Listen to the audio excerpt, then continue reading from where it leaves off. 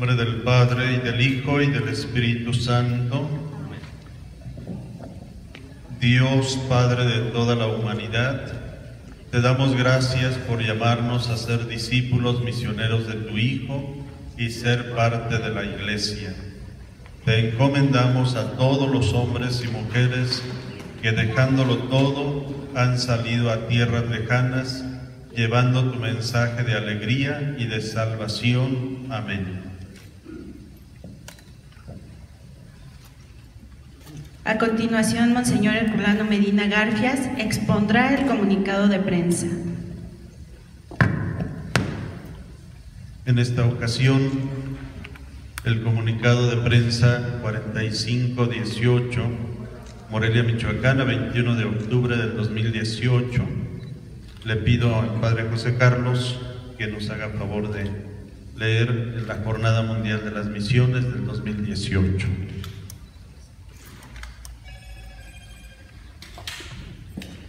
Teniendo de fondo el sínodo de los jóvenes en Roma, el Papa Francisco consideró que la Jornada Mundial de las Misiones de este año 2018 se celebrara bajo este lema: junto a los jóvenes llevemos el Evangelio a todos. El Santo Padre nos invita a ver la misión como un estilo de vida. Nos recuerda que es una gran oportunidad para comprender mejor lo que el Señor le quiere decir hoy a los jóvenes y a las comunidades cristianas. Deseamos con gran celo y pasión que nuestra Iglesia Diocesana de Morelia, la mujer, el hombre, el anciano, el joven y el niño, lleguen a experimentar el corazón palpitante del Evangelio, según el documento Misericordia Vultus número 12, capaz de suscitar un estímulo y un compromiso misionero. La vida sin duda es una misión, cada hombre y mujer es una misión, y esta es la razón por la que se encuentra viviendo en la tierra. Ser atraídos y ser enviados son los dos movimientos que nuestro corazón, sobre todo cuando es joven en edad, siente con más fuerzas interiores del amor que prometen un futuro e impulsan hacia adelante nuestra existencia. Nadie mejor que los jóvenes perciben cómo la vida sorprende y atrae. Vivir con alegría la propia responsabilidad ante el mundo es un gran desafío. El hecho de que estamos en este mundo sin una previa decisión nuestra nos hace intuir que hay una iniciativa que nos precede y nos llama a la existencia. Cada uno de nosotros está llamado a reflexionar sobre esta realidad. Yo soy una misión en esta tierra y para eso estoy en este mundo. Evangelii Gaudium número 273. La transmisión de la fe, corazón de la misión de la Iglesia, se realiza por el contagio del amor, en el que la alegría y el entusiasmo expresan el descubrimiento del sentido y la plenitud de la vida. La propagación de la fe por atracción exige corazones abiertos, dilatados por el amor. No se puede poner límites al amor. Fuerte como la muerte es el amor. Y esa expansión crea el encuentro, el testimonio, el anuncio. Produce la participación en la caridad con todos los que están alejados de la fe y se muestran ante ella indiferentes, a veces opuestos y contrarios. Ambientes humanos, culturales y religiosos todavía ajenos al Evangelio de Jesús y a la presencia sacramental de la Iglesia representan las extremas periferias, los confines de la tierra, hacia donde sus discípulos misioneros somos enviados desde la Pascua de Jesús, con la certeza de tener siempre con ellos a su Señor. En esto consiste lo que llamamos la missio ad gentes, la periferia más desolada de la humanidad, necesitada de Cristo, es la indiferencia hacia la fe o inclusive el odio contra la plenitud de la vida. Hoy en día en toda la iglesia se realiza una colecta llamada el Domo, la cual se ofrece íntegramente por las necesidades de las misiones en todo el mundo.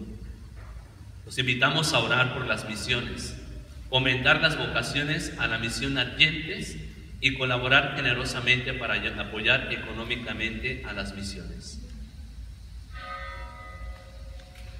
El don de la vida, un ser humano desde el principio. En torno a la manifestación pública el día de ayer en distintas partes del país y en especial en esta ciudad de Morelia, sobre la marcha por la vida. Queremos expresar que la Iglesia, que desde los tiempos apostólicos proclama constantemente el valor de la vida humana, se esfuerza cada día con más intensidad para defenderla. Nosotros, pastores del pueblo de la vida, damos gracias a Dios Padre por el don de la vida. En la plenitud de los tiempos nos envió a su Hijo, nacido de la Virgen María, para que los hombres y mujeres tengamos vida en abundancia, una vida nueva y eterna, que consiste en la comunión con el Padre, a la que todo hombre está llamado gratuitamente en el Hijo por obra del Espíritu Santificador. Universalmente todas las culturas han reconocido el valor de la dignidad de la vida humana. El precepto "no matarás", que custodia el don de la vida humana, es una norma que toda cultura sana ha reconocido como principio fundamental. El derecho a la vida y el respeto a la dignidad de la persona son valores que la Declaración Universal de los Derechos Humanos propone como fundamento para la convivencia. Este reconocimiento universal encuentra su plenitud, su plena confirmación en la revelación del Evangelio de la vida con el misterio de Cristo. La vida humana, don precioso de Dios, es sagrada e inviolable. La vida humana es sagrada porque desde su inicio comporta la acción creadora de Dios y permanece siempre en una especial relación con el Creador. Su único fin, solo Dios es Señor de la vida, desde su comienzo hasta el término. Nadie en ninguna circunstancia puede atribuirse el derecho de matar de modo directo a un ser humano inocente.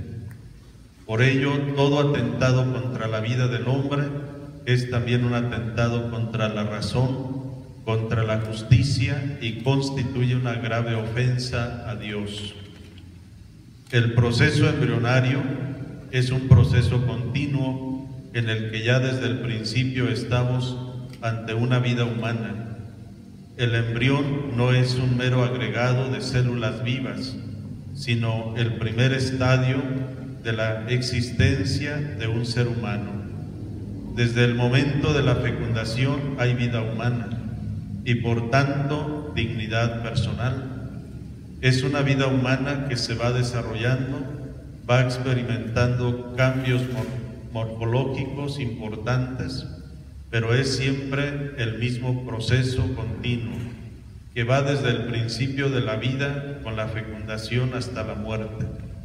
En consecuencia, el ser humano debe ser respetado y tratado como persona desde el instante de su concepción, y por eso, a partir de ese mismo momento, se le deben reconocer los derechos de la persona, principalmente el derecho inviolable de todo ser humano inocente a la vida. Exhortamos a que se promueva siempre la vida frente a tantas amenazas por parte de una cultura de la muerte, que intenta instrumentalizar los derechos del hombre contra el hombre y contra la familia. Invocamos a María, Nuestra Señora de la Salud, Madre del Amor Hermoso. A ella encomendamos la causa de la vida. Bajo su protección ponemos a las familias, a los enfermos, a los más débiles y amenazados, a la vez que invitamos a todos los cristianos y singularmente a las familias a elevar oraciones con frecuencia a María, Madre de la Vida, para vivir en nuestra arquidiócesis una cultura de paz y de vida. Vamos a dar inicio con la sesión de preguntas y respuestas. Se les pide decir su nombre y el medio que representan. Buenos días, me llamo Domínguez del canal de preguntarle sobre la concepción del embarazo, cuando hay alguna situación donde es forzada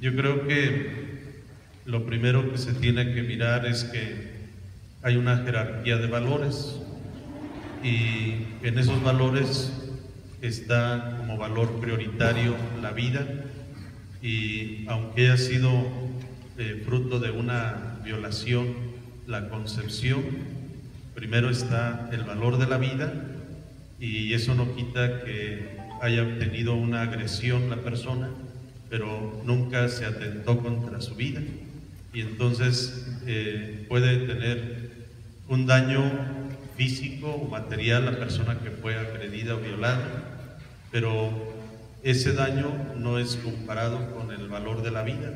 El valor de la vida está por encima de un daño físico, ¿verdad? Y incluso a veces hay personas que por sufrir esa violencia pueden hasta exponer su salud, pero si nos fijamos proporcionalmente, no pierde la vida de todas maneras, como para estar equitativamente en igualdad, y no estaría en igualdad de condiciones tampoco, porque uno ya se puede defender y la otra criatura todavía no se puede defender. Entonces no hay igualdad de condiciones como para pensar en que fuera una cosa equitativa.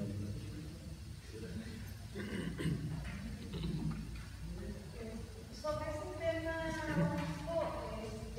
y como para qué salir una mujer que fue violada, un ser que obviamente no va a ser amado, que no es deseado, eso no se contrapone a los principios del Evangelio, de amor.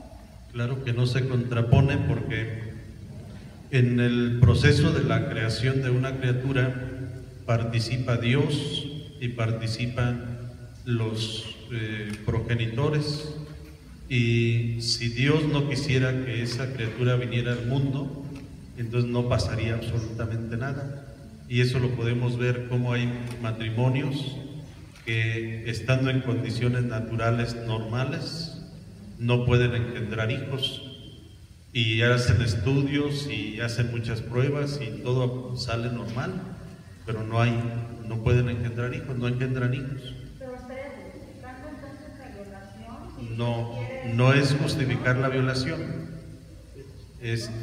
La violación está distinguida muy claramente como un crimen, como un atentado, ética y legalmente. Si yo estuviera diciendo que se justifica que se proceda de esa manera, pues entonces todo el mundo procedería de esa forma. La excepción de la regla confirma la regla, que ese no es el camino normal, ordinario, para engendrar hijos. Esa es una excepción. ¿Por qué? Porque hay maldad y hay perversión en los seres humanos que, movidos por sus impulsos y por la falta de contención, no son capaces de respetar a una mujer en donde la puedan encontrar, sea en la calle, sea en su casa, sea en el trabajo. No se contienen y por eso se dan ese tipo de abusos. Pero esa es la excepción de la regla, esa no es la regla.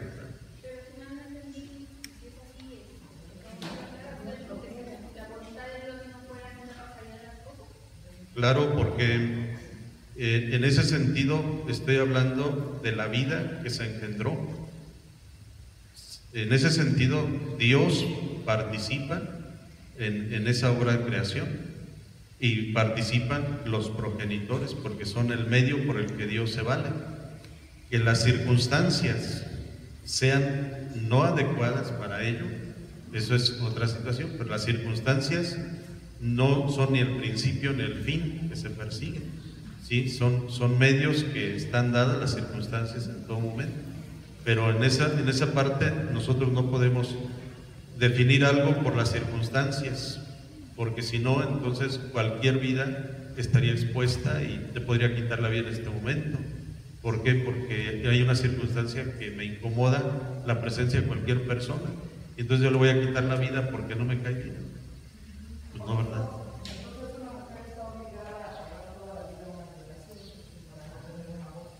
No está obligada a pagar toda la vida, porque, mira, hay medios en la sociedad donde si tú no quieres tener contigo a esa criatura porque tú no la quisiste engendrar con esa persona y en esas circunstancias, pues existen instituciones donde puedes donar a esa criatura para que haya padres que sí la quieran adoptar y ella pueda seguir su ciclo de vida, porque lo otro es egoísmo. O sea, qué fácil es o qué cómodo es, me deshago del problema, le quito la vida a una criatura y entonces yo sigo mi vida. Eso es egoísmo, eso no es amor en ningún sentido. Y nosotros al defender la vida es porque la vida es prioritaria, pero vivimos en una sociedad egoísta. Y esa mentalidad ha ido permeando a todas las personas y les ha hecho ver que una persona, una criatura, tiene que ser el pago del egoísmo de los demás, de los que estamos viviendo. Pues somos egoístas en la actualidad y no queremos, ni valiéndonos de instituciones, brindarle las condiciones de que esa criatura pueda vivir. Esa criatura no hizo nada para que la engendraran en esa forma. Esa criatura no motivó al agresor ni a la víctima para que lo engendraran. La mano de Dios está detrás de las criaturas, no de las violaciones. Las violaciones son determinaciones de las personas humanas. El ser humano es el que decide, porque tiene una capacidad que se llama libertad, y el ser humano con esa capacidad puede decidir bien o mal. Y si tiene razonamientos erróneos, hace decisiones equivocadas, erróneas, y por eso toma ese tipo de decisiones. Si el ser humano fuera correcto en su pensamiento, fuera correcto en sus decisiones, no violaría a nadie, ni haría acciones de esa naturaleza. Pero esos son actos humanos. ¿Y qué hay aquellas que ya recurrieron a este tipo de situaciones por lo que haya sido por violación, por lo que haya sido que tenido que practicarse un aborto? Pero está incompleta. Pero, a lo que voy, ¿qué dice la iglesia de esas chicas que ya tomaron esa decisión? ¿Qué dice la iglesia? Bueno, la iglesia, primero, pues hay un precepto que aquí se citó: no matarás.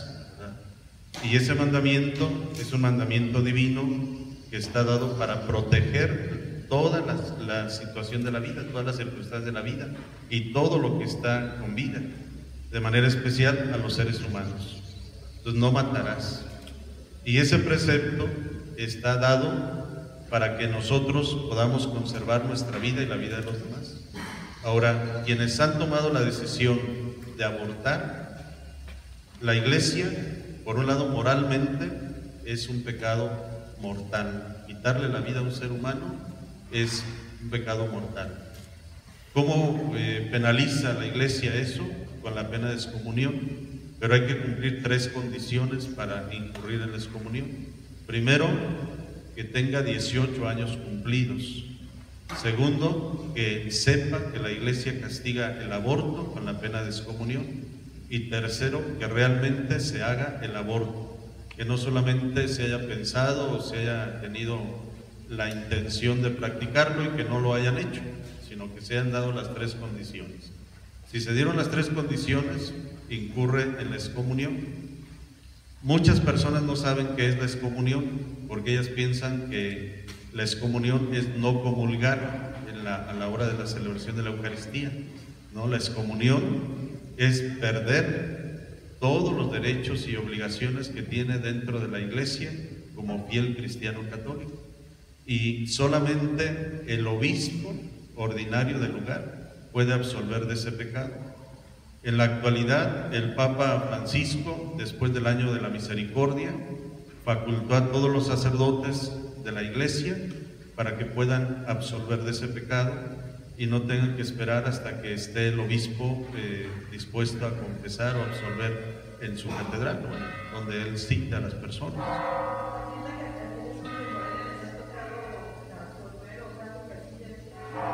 Sí, con mucha frecuencia los canónigos penitenciarios, que son los que están en el interior de la catedral, están facultados para absolver, y los obispos también estamos facultados para absolver. Y ahorita en cualquiera de las parroquias donde se acerque una persona con esa falta, la puede absolver cualquiera de los sacerdotes, porque el Papa así lo dispuso, que mientras él estuviera como Papa de la Iglesia, todos los sacerdotes tenían esa facultad. El día que él termine su pontificado, ya la nueva disposición que dé el nuevo Papa ya se dirá. ¿Qué pasa con los papas? ¿Perdón? ¿Qué pasa con los hombres que procrean? O sea, pareciera un pecado de las mujeres que abortan, pero no conviven solas, necesitan una ayuda. Bueno, ahí, La cual nomás no de vida. mira, el asunto tiene muchas aristas, pues, ¿verdad? Y no lo vamos a poder agotar en una rueda de prensa, pero aquí tenemos que hablar también de la complicidad. Miren, por ejemplo, una jovencita, vamos a pensar de 18 años, que ya es una persona que tiene hasta civilmente sus derechos y deberes como ciudadana reconocidos. También hay influencia de los papás muchas veces, porque ¿qué van a decir? ¿Qué va a pensar la gente? ¿Dónde quedó tu fama? ¿Dónde quedó tu reputación?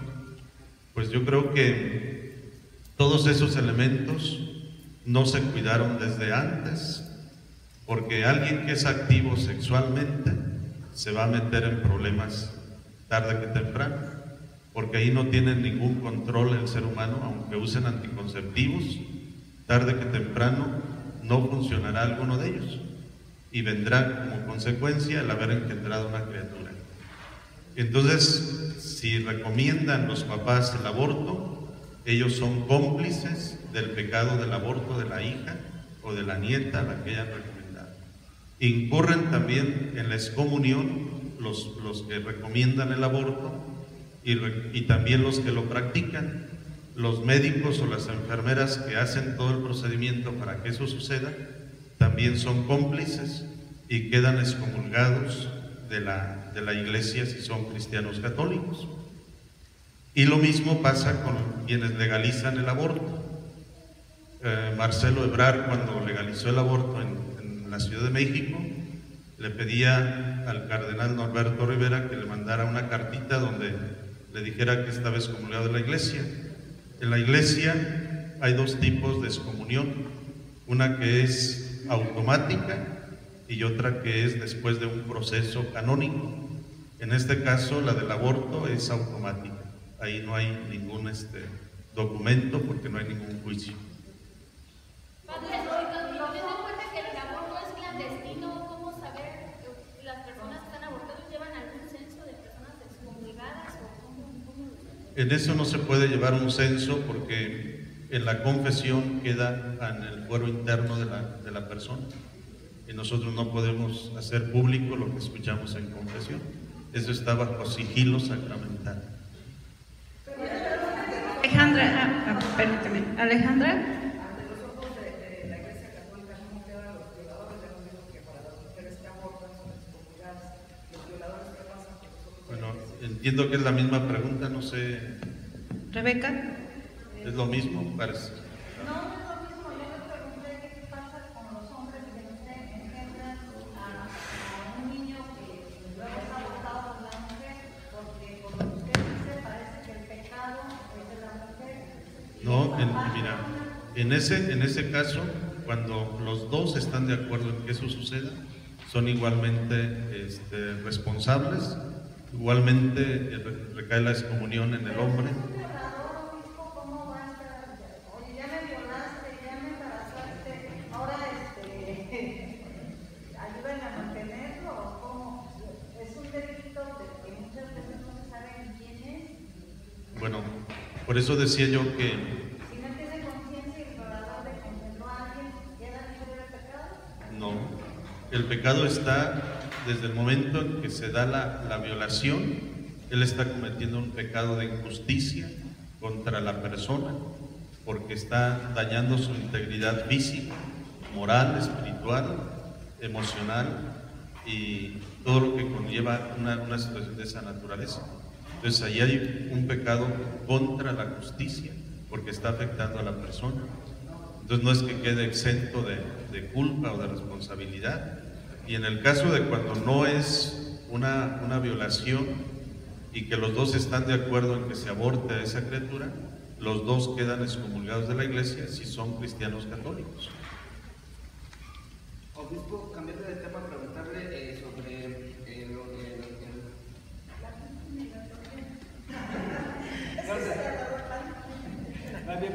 sobre lo que obtuvo el fallo condenatorio en contra del homicida del sacerdote allá de Unamacuato,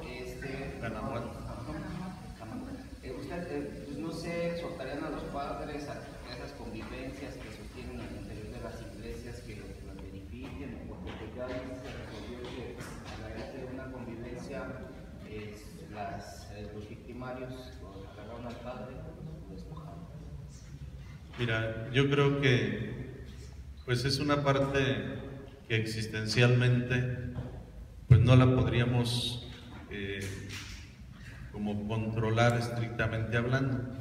¿Por qué? Porque si el sacerdote en atención a las personas la recibe en su casa, es como cuando tú recibes a una amistad o a unos amigos y no esperas que en el momento de una conversación se acaloren las cosas y que te vayan a agredir. Entonces tú estás confiado en que tienes amistad o tienes trato con esas personas, o que esas personas te fueron a buscar porque eres sacerdote en el caso del padre, y entonces él lo recibe, pero él no sabe qué intenciones llevan, ¿verdad?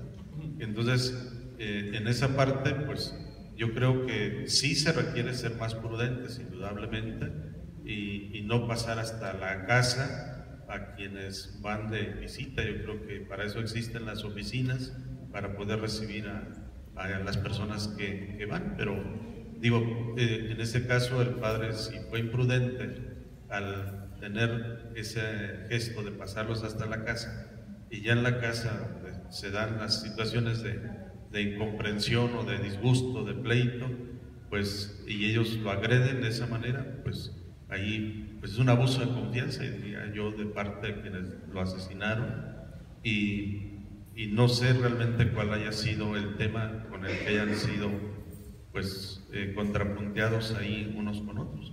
Pero finalmente los deja de alguna forma satisfechos que se haya hecho justicia en este caso, que ya haya una condena en contra de los responsables. Pues mira, por lo general en la iglesia son pocos los casos a los que se les da seguimiento, y en este caso pues yo lo cité, ese caso y el caso del padre Santiago de Zamora. ¿Y por qué? Porque cuando mataron al padre Gerardo, también que pertenece territorialmente a la diócesis de Zamora, yo cité aquí en la rueda de prensa el mismo caso en el que no se había dado seguimiento al caso del padre Alfredo, el caso del padre Santiago, que tiene más de 5 años desaparecido y que no se ha dado ninguna respuesta. Entonces el hecho de que se dé una respuesta pues sí te da una cierta conformidad, pero eso pues no resuelve toda la situación, porque lo ideal que sería para nosotros pues que ni la sociedad civil, ni los sacerdotes, ni los obispos tuviéramos que padecer ese tipo de situaciones. Sin embargo, pues sabemos la inseguridad como está, los niveles que tiene, y que todos estamos expuestos a que nos sigan agrediendo o insultando o privando de la vida. Estamos conscientes de ello.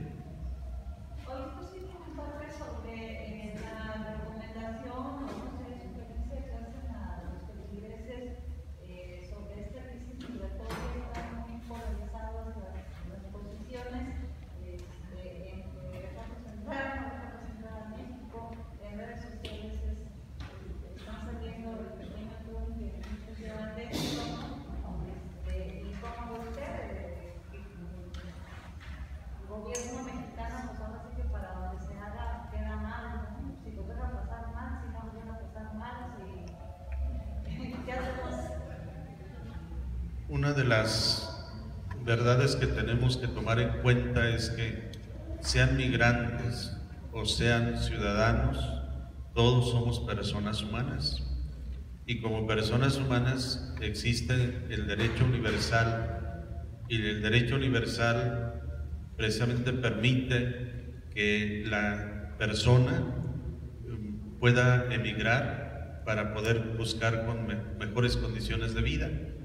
Y estas personas, todos conocemos lo que está pasando en Venezuela, lo que está pasando en Nicaragua, lo que está pasando en otros países de Centroamérica, que están siendo obligados por la situación política, económica de sus países a emigrar. Ellos no están emigrando por gusto y ganas, sino que hay una situación de políticas que son políticas universales, que son políticas de países, que son políticas de continente, que están haciendo presión de alguna forma para que estas personas emigren. Entonces yo creo que nosotros como ciudadanos mexicanos pues sí tenemos por un lado el derecho de que nos respeten nuestro espacio, nuestro territorio, pero por otro lado tenemos la obligación de solidarizarnos con ellos también como personas humanas que son.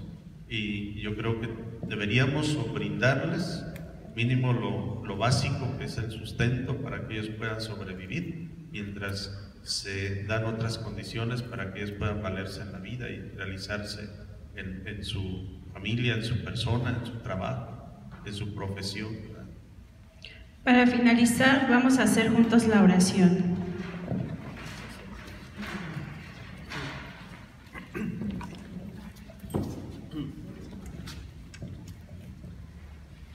En el nombre del Padre, y del Hijo, y del Espíritu Santo.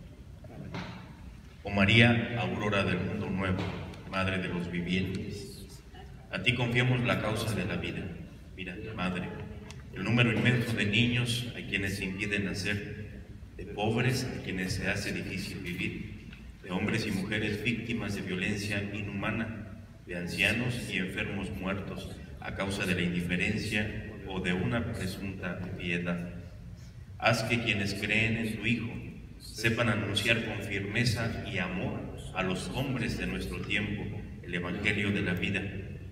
Alcánzales la gracia de acogerlo como don siempre nuevo, la alegría de celebrarlo con gratitud durante toda su existencia y la valentía de testimoniarlo con solícita constancia para construir, junto con todos los hombres de buena voluntad, la civilización de la verdad y del amor, para alabanza y gloria de Dios Creador y amante de la vida. Amén. El Señor esté con ustedes y la bendición de Dios Todopoderoso, Padre, Hijo y Espíritu Santo descienda sobre ustedes. Pues muchas gracias, que tengan buen domingo.